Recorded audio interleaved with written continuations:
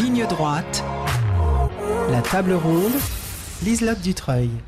Bonjour Maude, bonjour aux auditeurs et bonjour aussi à mon invité du jour, Rodolphe Carte, journaliste qui collabore à la revue Éléments, Front Populaire et Omerta, auteur de Georges Sorel, le révolutionnaire conservateur et Feu sur la droite nationale aux éditions de la Nouvelle Librairie, et ce mois-ci donc de Faire Légion pour un réveil des autochtones aux éditions Héthérie. C'est pour parler de cet ouvrage que vous êtes parmi nous, Rodolphe. Oui, bonjour à tous et merci pour votre invitation. Alors, on va commencer avec l'avant-propos de votre livre, puisqu'il faut bien commencer quelque part. C'est tout à fait dans le fil conducteur, justement. L'un de vos fils rouges durant la rédaction de ce livre, c'était une question. Quel livre aurais-je aimé lire entre mes 18 et mes 25 ans ? Et de la même façon, votre prologue s'intitule « Le réveil d'une jeunesse ». Donc c'est un ouvrage qui s'adresse à la jeunesse et pourtant beaucoup la critique, cette nouvelle jeunesse française. Je vais me faire dur avec mes semblables et je vais relayer les propos que je peux entendre. Aujourd'hui, notre jeunesse n'a plus de colonne vertébrale, elle est abreuvée de programmes télévision débiles, elle ne sait plus écrire, elle ne lit pas, elle ne connaît plus son histoire. Rodolphe Carte, pourquoi est-ce que vous croyez encore à la jeunesse ? Justement, moi je la trouve plein de promesses, cette jeunesse.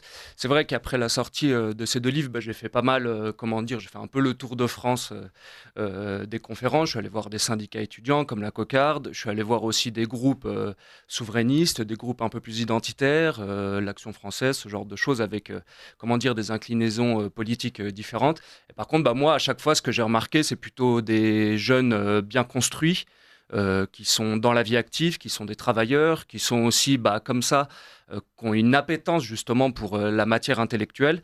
Et moi, tout de suite, ça m'a assez touché parce que moi, je suis autodidacte. À la base, j'étais plutôt menuisier charpentier. Et c'est vrai qu'à côté de mon travail, donc manuel, j'ai commencé à dévorer énormément de livres. Et ensuite, j'ai transformé l'essai, si l'on peut dire. Et je suis passé du côté intellectuel. Mais par contre, moi, justement, c'est ce que j'oppose souvent à l'ancienne génération, comme vous l'avez très bien dit, qui peut nous traiter un peu de feignants, qui essaye toujours un peu de se défiler de leur responsabilité. Non, moi je pense que dans notre génération, il y a vraiment une prise de conscience identitaire, mais aussi sur les questions d'enjeux nationaux. Et justement, il y a vraiment une appétence pour l'engagement politique, pour la politique, un engagement éthique, justement, ça va ensemble. Et c'est ce que j'ai déjà essayé d'élaborer à travers mes deux précédents livres. Et là, dans ce troisième livre, c'est un peu mes positions politiques et mon engagement personnel que je mets à plat. Et donc, j'essaye de faire un appel comme ça, un manifeste, un engagement, alors à mon avis, nationaliste, parce que c'est un mot que je récuse absolument pas. C'est un mot honni depuis un certain nombre d'années. Et moi, justement, je pense qu'on a besoin de le revendiquer comme une radicalité et comme une politique de rupture. On a laissé un peu trop à la gauche le mot de politique de rupture, justement, en rupture avec le capitalisme, la politique néolibérale. Mais à droite aussi, on veut rentrer dans une politique, à mon avis, de rupture vis-à-vis du fait migratoire, vis-à-vis peut-être de la question de l'Union européenne, même si elle pose, c'est pas forcément un consensus au sein du camp national. Mais en tout cas, oui, il y a vraiment, à mon avis, un élan comme ça dans la jeunesse. Et moi, j'essaye un petit peu de leur donner des munitions intellectuelles pour qu'ils puissent, comme ça, s'orienter, si je puis dire. Alors, vous appelez cette jeunesse à constituer la Légion autochtone. Est-ce que vous pourriez nous en dire plus sur cette idée de Légion, Rodolphe Carte ? Tout d'abord, c'est admirable qu'il existe la Légion étrangère en France.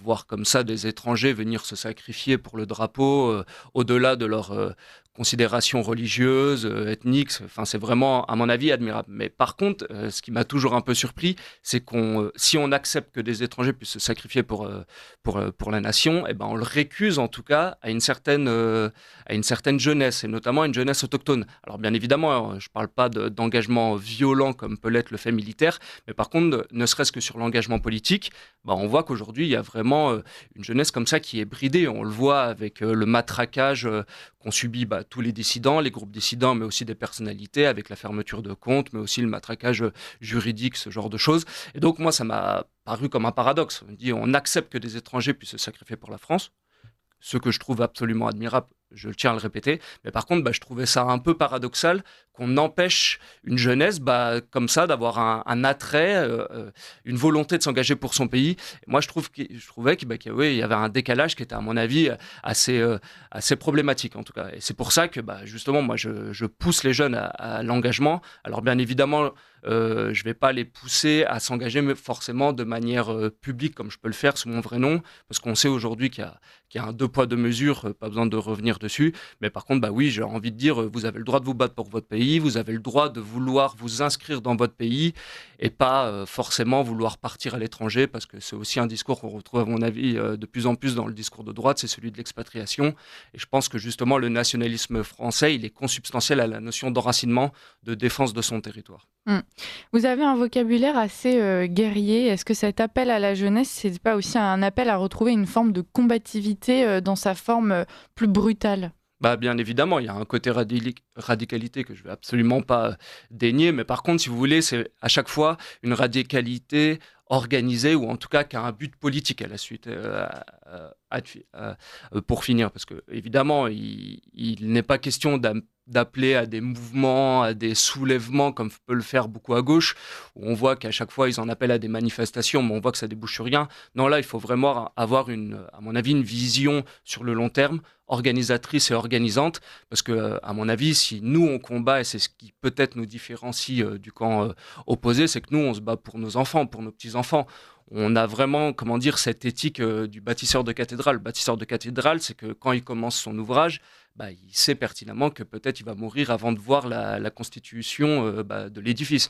Et je pense qu'à droite, on a cette appétence et on a cet idéal de construire quelque chose, mais qui nous survivra. Et qui nous survivra pour nos enfants et pour justement les générations qui viendront. Vous avez évoqué les différents groupes, les différentes organisations par lesquelles vous êtes passé pour pouvoir justement écrire ce livre et qu'il soit le plus pertinent possible. Est-ce que votre appel à faire Légion, c'est aussi un appel à s'unir? Parce qu'on sait que ce sont quand même des groupes qui peuvent être très, très différents sur des points assez importants.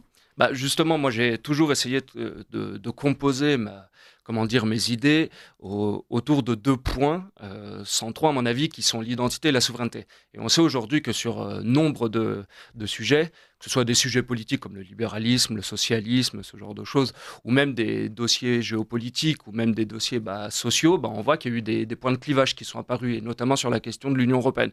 Et moi, c'est vrai que j'ai toujours essayé de faire synthèse, ou en tout cas de faire une possible alliance entre le camp identitaire, parce que moi, je me considère absolument comme un identitaire, mais aussi sur le côté souverainiste, parce que comme vous l'avez très bien mentionné au début de notre entretien, je suis nationaliste français, je ne suis pas européiste.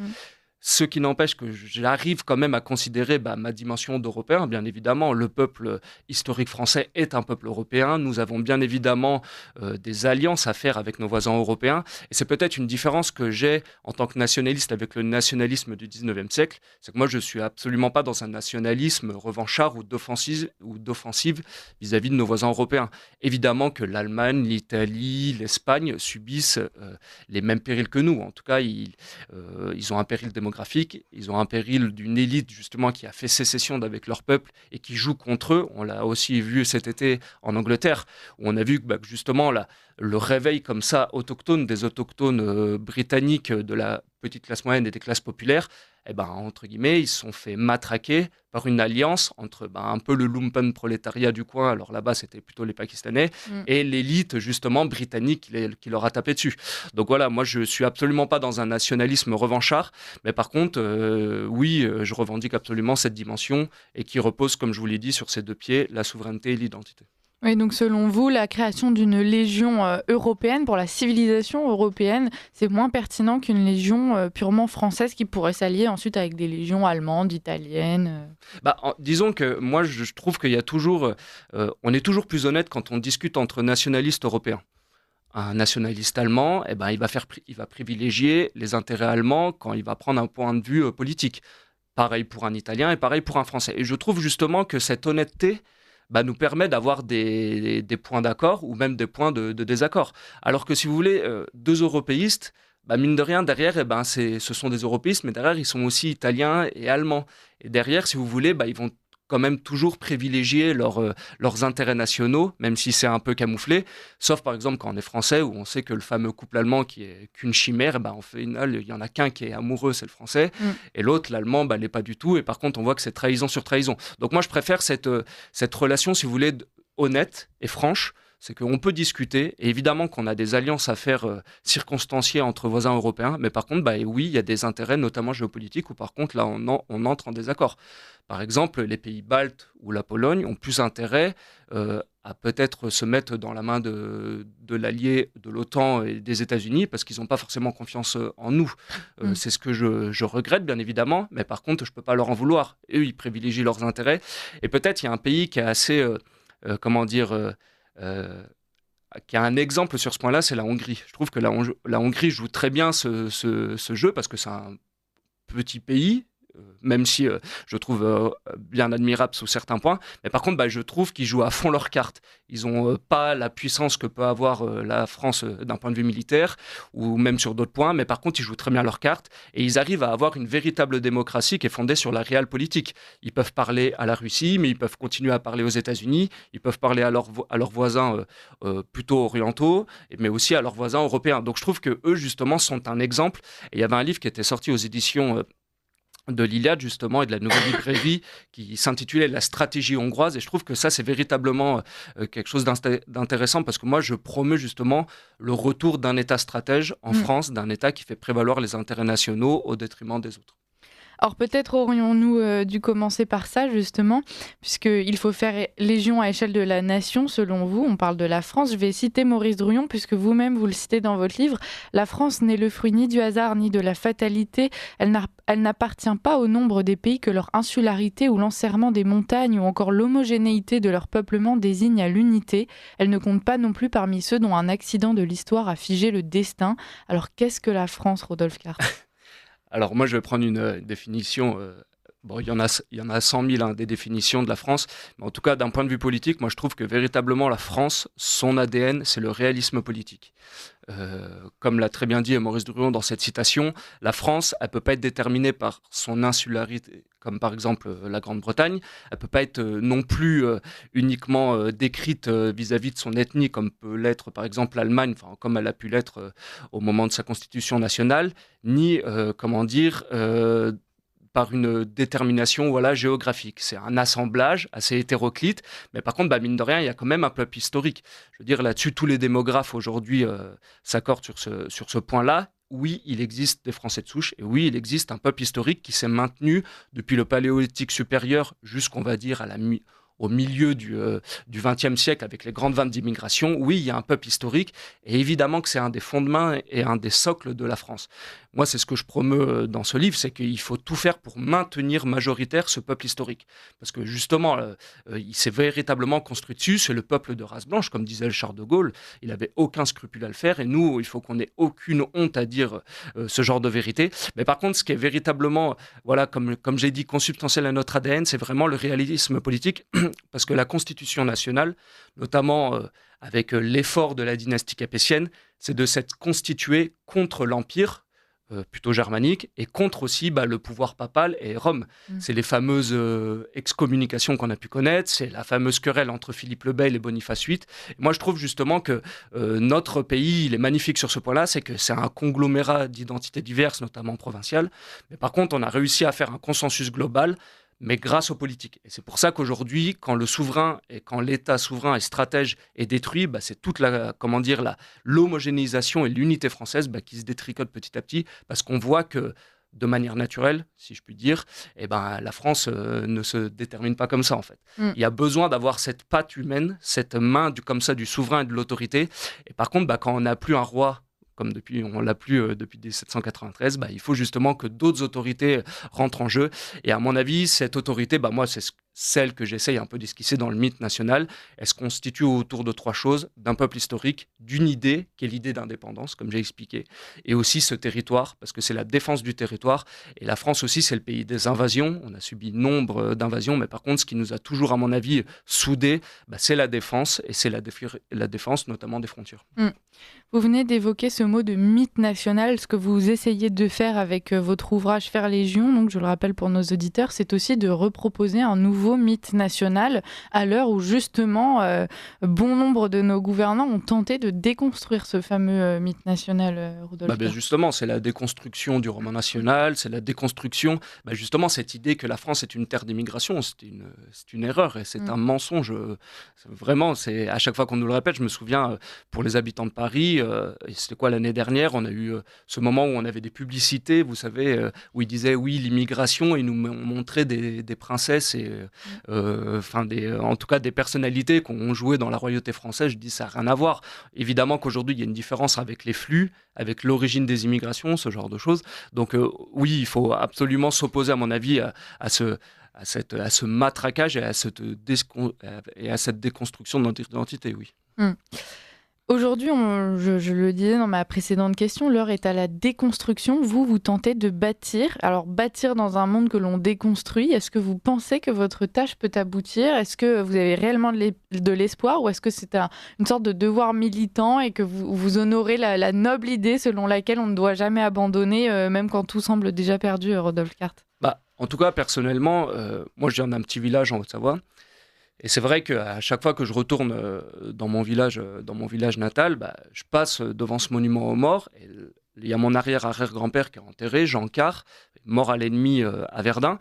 Et c'est vrai que, je sais pas, mais ça fait comme un appel. Alors, évidemment que cet engagement, on peut le considérer de manière un peu légère, mais moi, je ne le considère absolument pas de manière légère. Et comme je vous l'ai dit, moi, si aujourd'hui, je pense fondamentalement qu'on sera une génération sacrifiée. Je pense qu'on va passer par des périodes très difficiles, que ce soit sociales, avec le déclassement, on le voit notamment avec les classes moyennes, ce genre de choses. Mais par contre, je vois qu'il y a vraiment une appétence comme ça à vouloir quand même continuer à se projeter, et notamment par l'enracinement et sur notre territoire. C'est pour ça que je m'étais opposé sur vos ondes à Marc Guyon, il me semble, qui lui proposait l'expatriation. Alors il avait des très bons arguments, l'insécurité, le délabrement, un personnel politique et une élite et une caste qui est absolument antinationale, je suis le premier à le reconnaître. Mais par contre, justement, moi je pensais, ou en tout cas je pense que, l'identité nationale française, elle se fonde principalement, et à mon avis, sur cette défense du territoire et sur l'enracinement.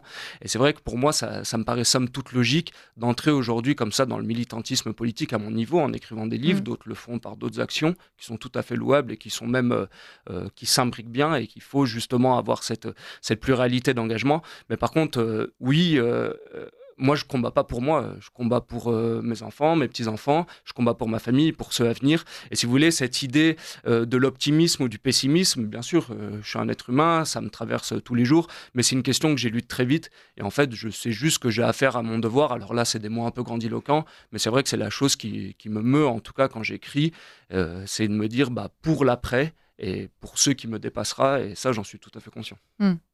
Nous recevions la semaine dernière David Engels qui nous expliquait pourquoi, selon lui, la civilisation européenne vit désormais la synthèse de son histoire. Qu'en pensez-vous et comment positionnez-vous le combat pour la France par rapport à cette phase historique dans laquelle nous nous trouvons, donc selon David Engels ? Justement, moi je trouve qu'on est dans un miroir inversé avec le 19e siècle. Je m'explique. À l'époque, il y a André Siegfried, c'est un grand sociologue qui est un peu oublié aujourd'hui, mais que Jérôme Fourquet a remis un peu à l'ordre du jour parce qu'il en a parlé. Et ce qui est drôle, c'est que André Siegfried, on est juste après la Seconde Guerre mondiale, et il explique que ce 19e siècle qu'on avait présenté comme nationaliste, impérialiste et même protectionniste, en réalité, il commençait déjà sa transition vers l'européisme, le libre-échange et on va dire l'internationalisme. Et aujourd'hui, c'est le point sur lequel on est arrivé. On a une dissolution, en tout cas une tentative de dissolution des nations en Europe. Mais par contre, ce qu'on voit notamment dans la majorité du peuple, c'est une volonté de retour comme ça à la nation. Et ce qui est drôle, c'est que c'était un sondage de l'IFOP qui est sorti hier. Et même auprès de l'électorat de gauche, la notion de nation a encore une évocation assez haute. C'est quelque chose d'assez intéressant. Et pareil, par exemple, pour les industries. Bon, bien évidemment, après, il y a les tropismes de gauche avec le côté des services publics, ce genre de choses, bien évidemment. Mais par contre, je trouvais ça assez intéressant quand même. Et donc, à mon avis, notre siècle va se constituer comme ça en déformation avec le 19e siècle. C'est qu'en fait, on va quitter peu à peu la mondialisation l'internationalisme et l'européisme pour revenir justement à des notions comme le protectionnisme. Ce qui est quand même assez drôle, c'est qu'au moment de la révolte des paysans, le protectionnisme, c'est quelque chose qui est revenu. Vous savez, dans les déclarations des paysans, les paysans voulaient du protectionnisme contre les traités de libre-échange, le Mercosur ou le CETA, et c'est des choses qui sont revenues. Et à mon avis, on a tout intérêt aujourd'hui à jouer sur ce rôle de démondialisation pour ne pas tomber dans la main des États-Unis, mais aussi de la Chine, parce que moi, c'est un reproche qu'on peut me faire à droite. C'est vrai que je suis très critique de la mainmise des États-Unis sur l'Europe, mais moi, je critique tout autant la mainmise, par exemple, de la Chine. Moi, je suis absolument pas tiers-mondiste. Je suis un nationaliste français, je fais prévaloir les intérêts nationaux avant la France, mais si je suis aussi critique des États-Unis, je le serai tout autant demain de la Chine.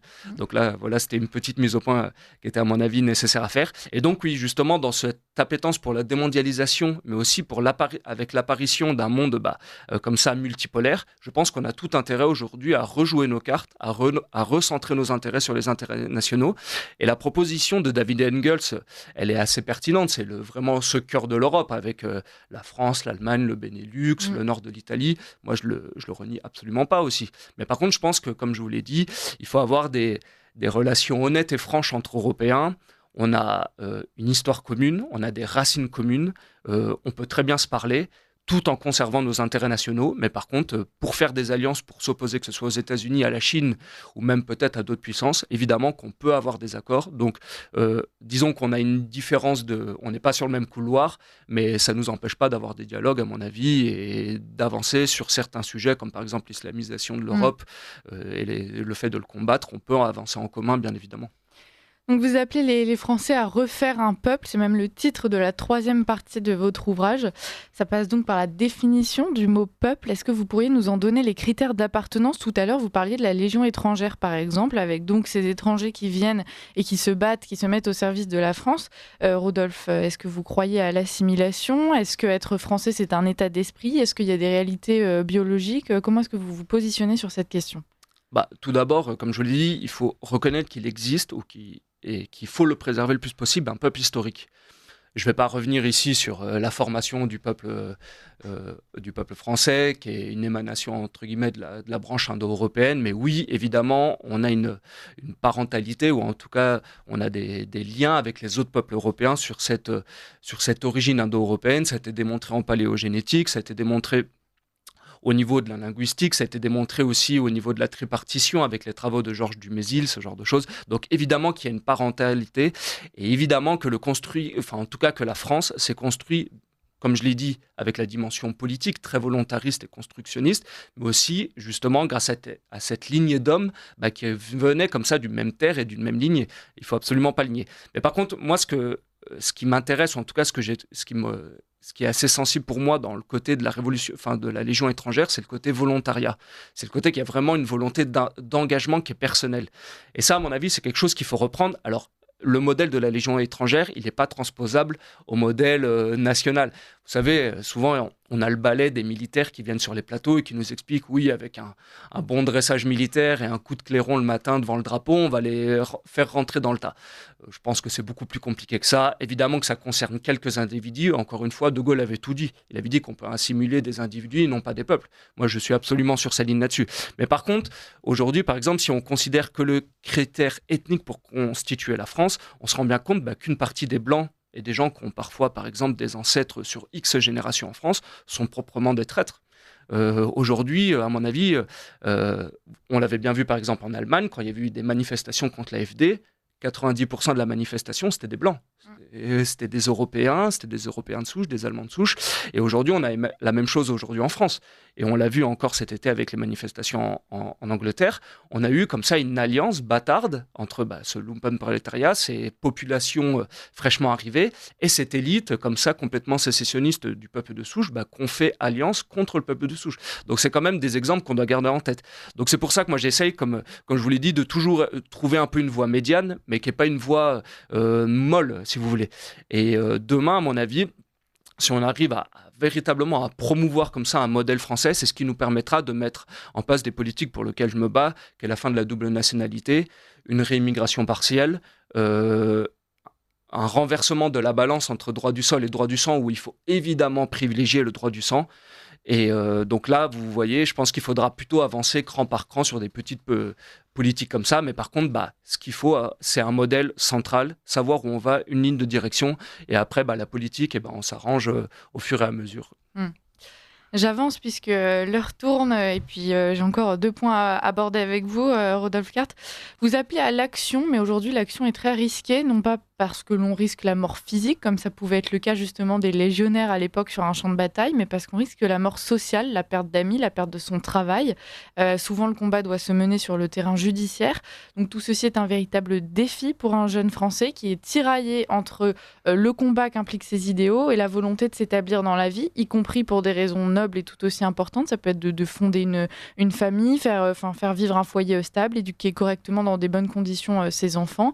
Et tout ça, ça demande plus de discrétion, voire de freiner son engagement, justement. Alors, qu'en pensez-vous ? Quelle forme aujourd'hui doit prendre le combat identitaire pour un jeune ? Et puis, si jamais certains nous écoutent, voilà, quels seraient vos conseils, justement, pour naviguer entre ces deux envies ?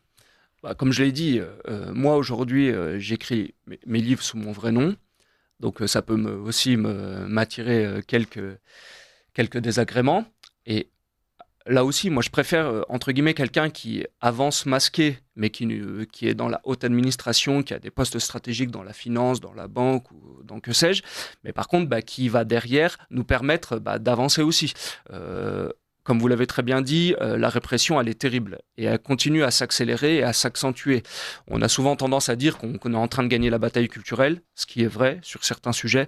Mais par contre, ce qu'il faut aussi mettre en balance, c'est que la répression se fait de plus en plus terrible. On a tous des camarades identitaires qui se sont fait toucher comme ça. Pas besoin de revenir dessus, mais on sait pertinemment. Mais par contre, oui, je leur dis, avancez chacun à votre stade. Mais par contre, pour moi, aujourd'hui, quelqu'un qui construit une famille, c'est un acte militant qui est tout à fait louable et qui est même qu'il faut même promouvoir, si je puis dire. Et là-dessus, oui, on a chacun notre rôle à tenir. Il faut absolument pas être dans la leçon de morale ou dans la leçon justement de lâcheté, justement, et il faut essayer de reconstruire ces réseaux communautaires qui sont très importants. Moi, je promets plutôt la voie par le politique, mais je ne néglige absolument pas la voie transversale de la recréation de communautés, plus en retrait, si vous voulez. Évidemment qu'il faut s'aider d'un point de vue économique, ça aussi c'est très important. C'est peut-être quelque chose qu'on a à prendre en exemple sur la gauche, parce que en ce moment, je mène des travaux sur Mélenchon, parce que un de mes prochain livre sera sûrement une biographie intellectuelle de Mélenchon pour voir son cheminement. Et justement, son parcours trotskiste, il est impressionnant. La manière qu'ils ont de percevoir la politique par l'entrisme, par justement le fait d'avoir la main sur les réseaux communautaires, les réseaux économiques, est à mon avis un enseignement qu'on doit totalement prendre en considération. Et ce qu'il faut, en tout cas, ce que j'aimerais dire, c'est que oui, les militants identitaires qui sont comme ça, exposés, qui le font à visage découvert, il faut essayer de les aider le plus possible. Et les aider le plus possible, ça peut aussi être d'un point de vue économique, bien évidemment. Pour mener justement ces militants identitaires que l'on appelle à faire légion, est-ce que vous pensez qu'il faudra un homme providentiel qui fera office de centurion, Rodolphe ? Alors oui, ça pourrait pourquoi pas être une femme. Mais disons que, en tout cas, d'un point de vue économique, aujourd'hui, moi, ce qui m'a intéressé, c'est la constitution comme ça de ce bloc populaire. Quand on a la constitution des nationalités, notamment en Italie au 19e siècle, on a bien vu qu'en fait, il y avait une association comme ça pour renverser l'ancienne aristocratie qui s'était faite avec la bourgeoisie du nord de l'Italie et une partie des classes moyennes. Et aujourd'hui, on voit que cette appétence comme ça pour la défense nationale, on la retrouve dans les classes moyennes et dans les classes populaires. C'est le bloc populaire qui vote en majorité pour Marine Le Pen. Alors oui... le modèle traditionnel français voudrait qu'aujourd'hui, il y ait ce lien entre un individu et un peuple, justement pour passer outre les élites, ou en tout cas les corps constitués, qui ont souvent été un empêchement, justement, c'était les parlements, ou si vous voulez... la bataille des rois contre les seigneurs féodaux, donc c'est le modèle traditionnel français. Alors aujourd'hui, moi, en tout cas politiquement, il s'incarne par la relation entre Marine Le Pen et ce bloc populaire. Marine Le Pen, c'est assez impressionnant. À chaque fois qu'elle va sur un marché, c'est une madone. C'est vraiment quelque chose d'intéressant à voir.